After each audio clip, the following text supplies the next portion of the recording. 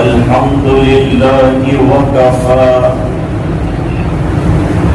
وسلام على عباده الذين اصطفى أما بعد أعوذ بالله من الشيطان الرجيم بسم الله الرحمن الرحيم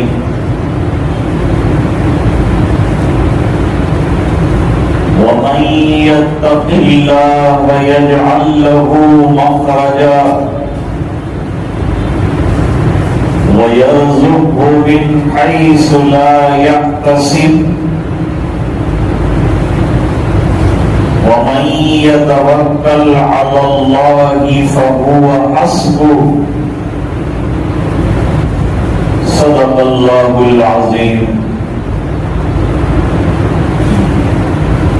اللهم صل على سيدنا محمد وعلى آل سيدنا محمد وبارك وسلم.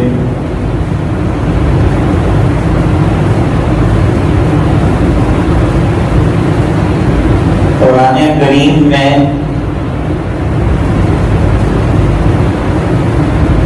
جگہ جگہ تقویٰ اور متقین کا تذکرہ آیا.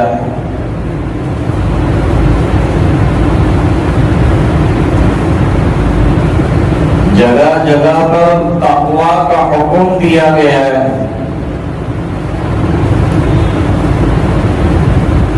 تقویٰ کے معنی ہے اللہ کا ڈر،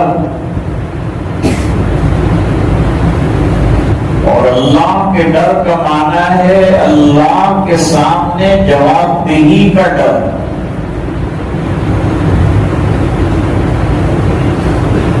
کہ مجھے موت کے بعد اللہ کے حضور کھڑے ہونا ہے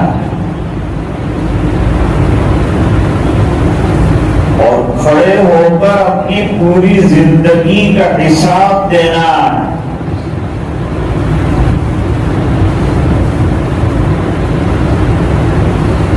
جتنی عبادات ہیں ان تمام عبادات کا خلاصہ اور مقصد بھی تقویٰ ہے.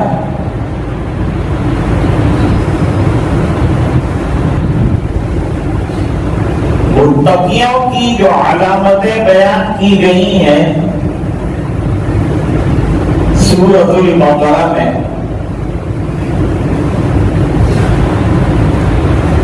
وہ ایمان بالغیب کے بعد نماز کی اہمیت، زکوٰۃ کا دینا، آخرت پر یقین رکھنا، یہ تمام صفات رکھنے والے متقین ہیں. فرمایا ذالک الکتاب لا ریب فیہ ہدی للمتقین.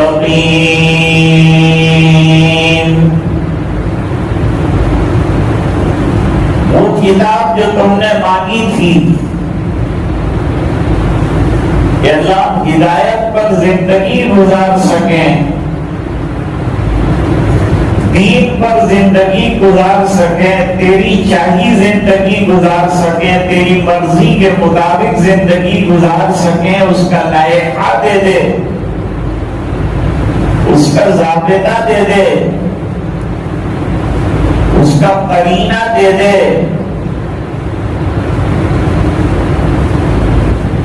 اور ہدایت والی زندگی ہمیں عطا فرما دے. تو اللہ تعالیٰ نے فرمایا ذالک الکتاب، یہ کتاب پوری 30 پارے تمہارے سامنے رکھ دیے ہیں ہدایت والی زندگی، تقویٰ والی زندگی گزارنے کے لیے. اس پر اپنی پوری زندگی گزارو. تو دنیا میں بھی کامیابی اللہ تعالیٰ عطا فرمائیں گے، آخرت میں بھی کامیابی عطا فرمائیں گے۔ اس کا وعدہ خود کتاب کے اندر اللہ نے فرما دیا۔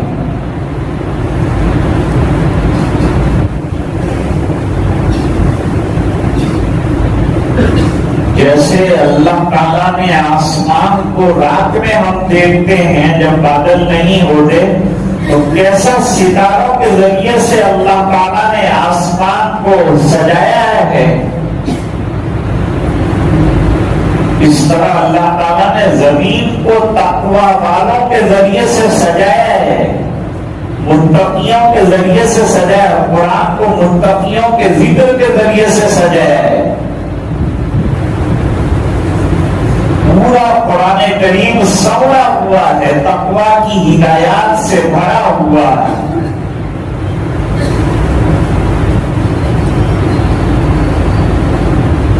ہر جگہ تقوی حاصل کرنے کے لیے کہا گیا ہے۔ بہت سے معنی بیان کیے ہیں تقوی کے۔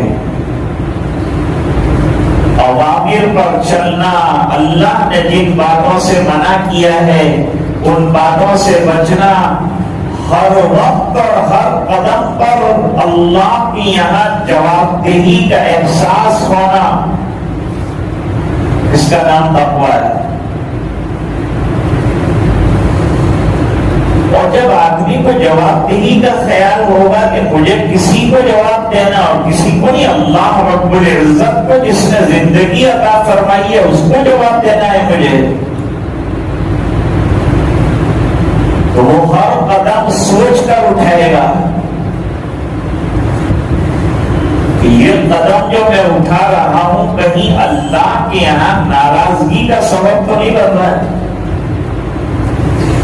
میں اللہ سے ایسی حالت میں ملوں کہ اللہ تعالیٰ مجھ سے راضی ہو، مجھ سے خوش ہو،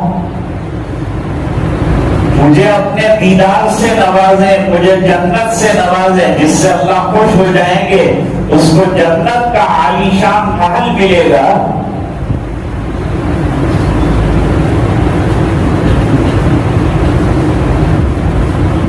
نکاح کا بھی آج موقع ہے اور نماز کے لیے بھی ہم جمع ہوئے ہیں۔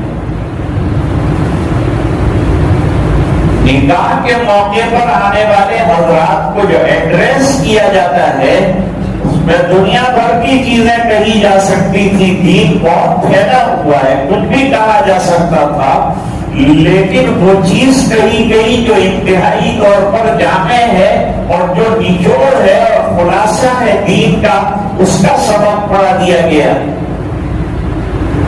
اور وہ سبق کیا ہے؟ قرآن کریم کی 3 آیتوں میں 5 مرتبہ تقریباً تقویٰ کا تذکرہ ہے۔ ابھی قربانی کا زمانہ گزرا ہے، تو اکثر آپ نے آیت کریمہ سنی ہوگی، قربانی صاحب نصاب پر واجب ہے۔ وہ وجوب کی دلیل تو قرآن میں ہے، فَصَلِّ لِرَبِّكَ وَانْحَرْ، تیرے پروردگار کے لیے نماز ادا کر، تیرے پروردگار کے خاطر قربانی کر، اس کا حکم ہے اس کو بجا لانے کے لیے قربانی کر۔ یہ خون بہانا اور جانور کو ذبح کرنا اللہ کی رضامندی کے لیے، صرف گوشت و خوری کے لیے نہیں ہے۔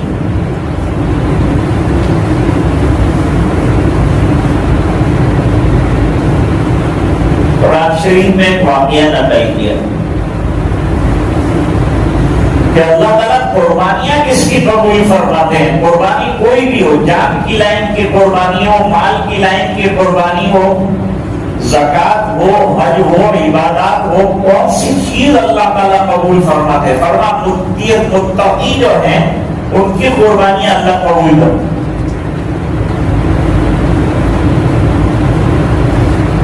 چھٹے پارے میں ایک واقعہ بیان ہوا ہے۔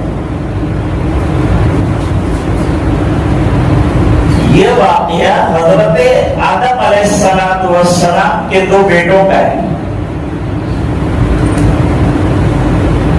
ایک بیٹے کا نام حابیل تھا، ایک بیٹے کا نام قابیل تھا۔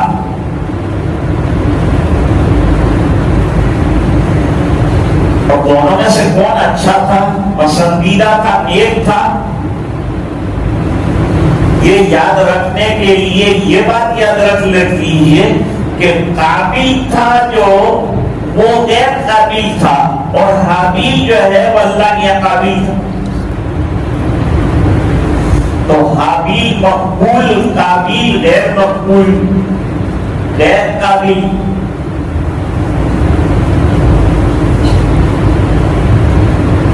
لڑکی کے مسئلے میں قربانی پیش کرنے کا موقع ہے، قربانیاں پہلے سے چلی آ رہی ہیں۔ حضرت آدم علیہ السلام کے زمانے سے قربانیاں دینے کا رواج چلا آ رہا ہے۔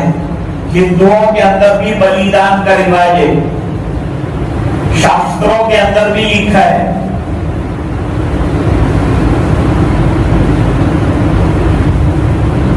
تو دونوں کے اندر بحث ہوئی۔ حابیل بالکل حق پر تھا اور قابیل ناحق تھا، حق پر نہیں تھا۔ وہ جس چیز کا تقاضا کر رہا تھا وہ ان کی شریعت کے خلاف تھی، لیکن وہ اس پر مصر تھا کہ نہیں، مجھے یہی لڑکی سے شادی کرنا ہے جو حابیل کے ساتھ طے کی گئی۔ تو طے یہ پایا کہ قربانی پیش کی جائے۔ اب قربانیوں میں ایک ذرا وضاحت سن لیجیے۔ پہلے جو جنگیں ہوتی تھی مسلمانوں کی، اور مسلمان غیروں سے لڑتے تھے، جس کو جہاد کہتے ہیں، ویسے جہاد کہتے ہیں دین کے لیے اور اللہ کے کلمے کو بلند کرنے کے لیے انتہائی درجے کی کوشش، چاہے وہ زبان سے ہو، چاہے وہ قلم سے ہو، چاہے وہ سیف و سنام سے ہو۔ ایسی قربانیاں دینے والے اور ایسے جہاد کرنے والوں کے لیے راستے صاف ہیں۔ وَالَّذِينَ جَاهَدُوا فِينَا لَنَهْدِيَنَّهُمْ سُبُلَنَا، جو ہمارے راستے والی صحیح نہج کی محنت کرے گا ہم اس کو ہدایت یاب کر دیں گے۔ ہدایت مطلوب ہے، ہر ایک مومن کو، مومنہ کو ہدایت مطلوب ہے اور مقصود زندگی ہے۔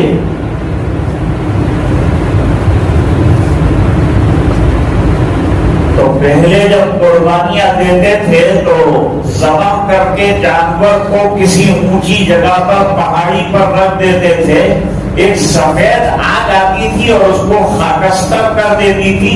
یہ قربانی کے قبول ہونے کی علامت۔ جہاد میں جو غنیمت کا مال آتا تھا وہ استعمال نہیں کر سکتے تھے، حضور پاک صلی اللہ علیہ وسلم کی برکت سے جہاد میں غنیمت کا جو مال آیا مسلمانوں میں تقسیم ہوتا تھا، اور قربانی کے گوشت کھانے کی بھی اجازت دی اور جمع کرنے کی بھی اجازت دی کہ اسے جمع کر کے سکھا کے رکھو تو بھی منع نہیں۔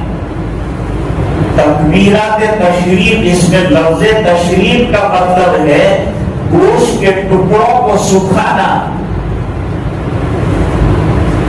وہ زمانے میں تکبیر پڑھی جاتی ہے تو وہ تکبیر کا نام رکھا تکبیر تشریف۔ حضور نے فرمایا یہ میری برکت سے اللہ تعالیٰ نے تمہارے لیے قربانیوں کے گوشت جائز کر دیے، تم کھا بھی سکتے ہو، کھلا بھی سکتے ہو، غریبوں میں تقسیم بھی کر سکتے ہو۔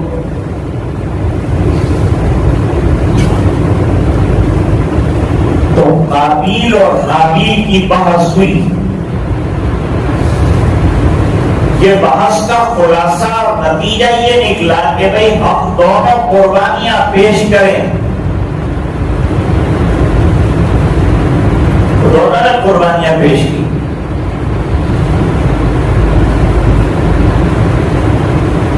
ایک بھائی یعنی حابیل نے تو دمبا پیش کیا،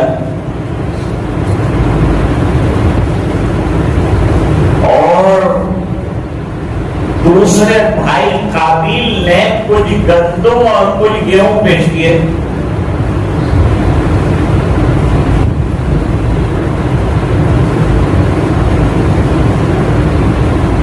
دونوں نے قربانیاں پیش کی.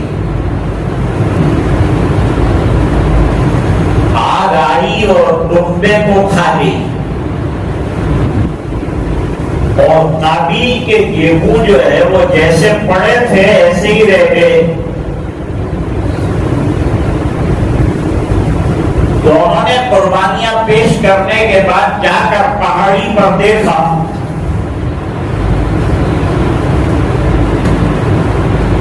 ایک کی قربانی قبول کر لی گئی تھی, دوسرے کی قربانی قبول نہیں کی گئی تھی.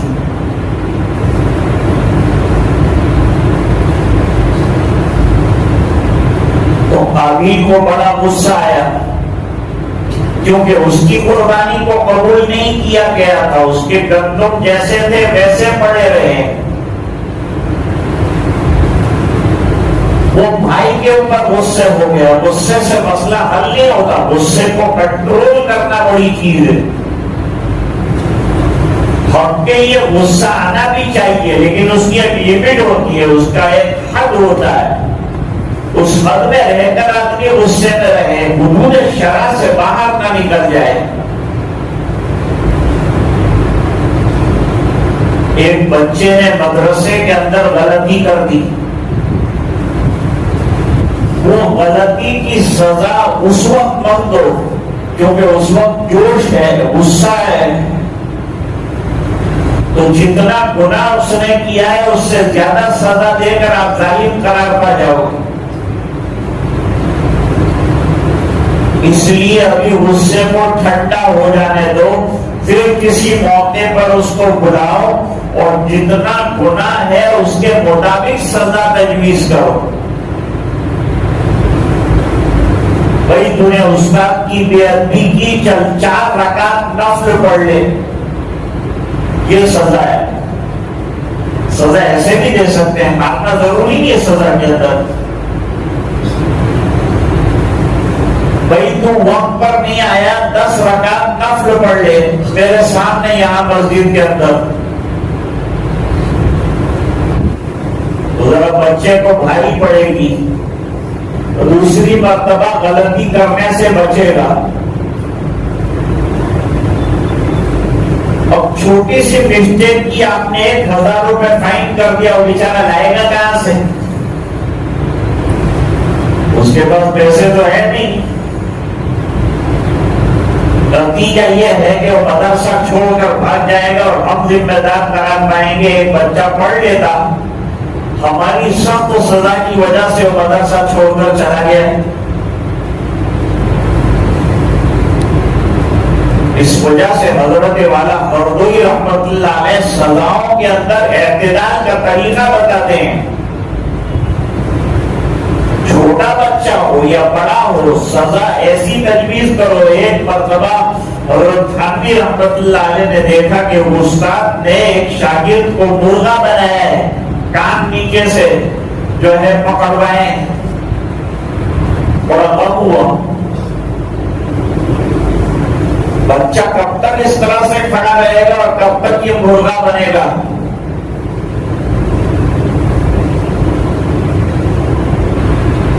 حضرت نے کمرے میں جانے کے بعد وہ استاد جنہوں نے سزا دی تھی ان کو بلایا اور ان کو 10 منٹ مرغا بنایا اور پوچھا کہ مزہ آیا؟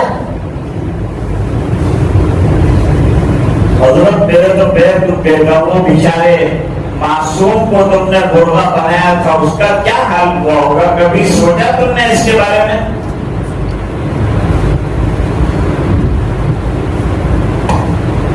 تو قابل ہو گیا اس سے کہ میری قربانی کیوں قبول نہیں ہوئی؟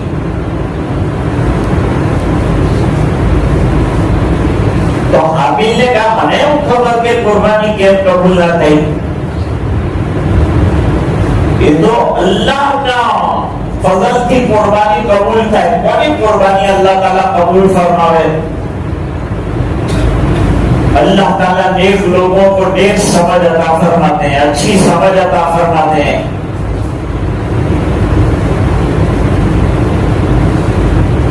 اس نے کہا بھائی قربانیاں جانتے ہو کس کی قبول کرتے اللہ؟ انما یتقبل اللہ من المتقین،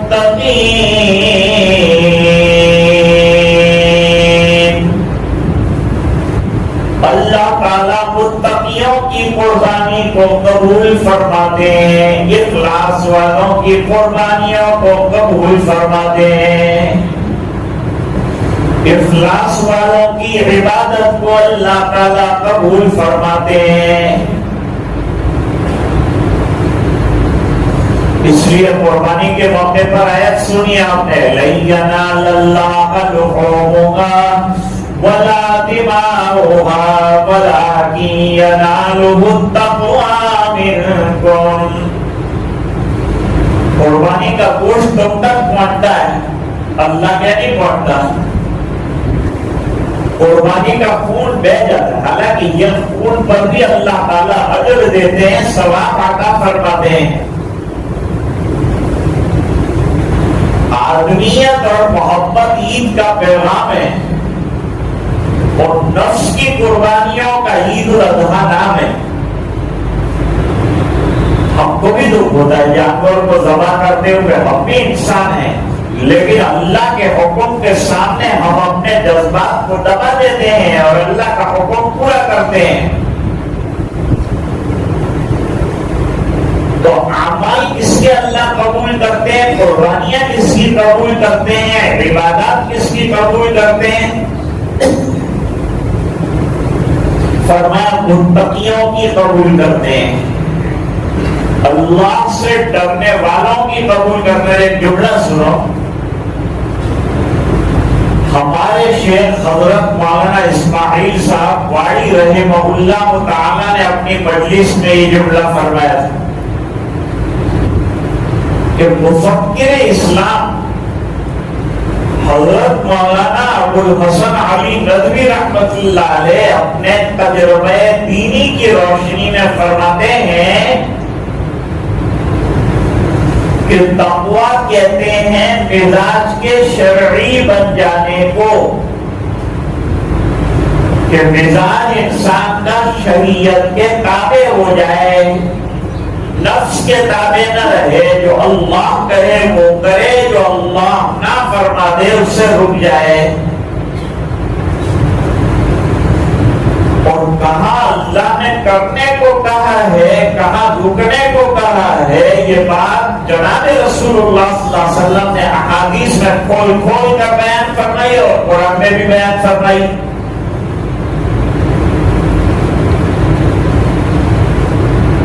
اب تقویٰ پر ایک چھوٹا سا حدیث کا واقعہ سن لیجیے۔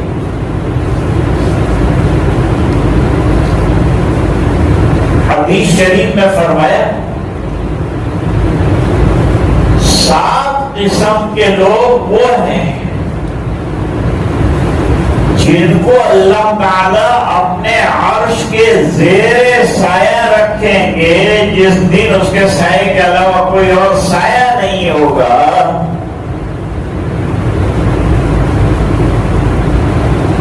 وہ 7 انسانوں میں سے، حالانکہ یہ حصر نہیں ہے، دوسری حدیث میں اور لوگوں کا تذکرہ ہے جو عرش کے سائے میں رہیں گے، 40 تک کا تذکرہ ہے،